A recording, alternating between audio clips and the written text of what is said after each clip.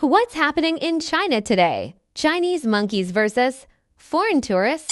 In Amai Mountain, notorious monkeys known for robbing tourists have met their match. Foreign tourists visiting on a 144-hour visa-free trip are pretending to box to scare off the aggressive monkeys. These monkeys are infamous in China for snatching food and backpacks, but the tourists' new tactic is giving them pause.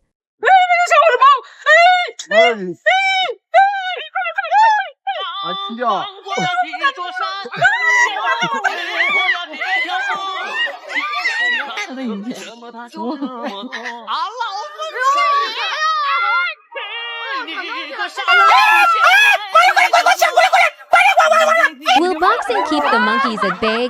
Stay tuned to find out.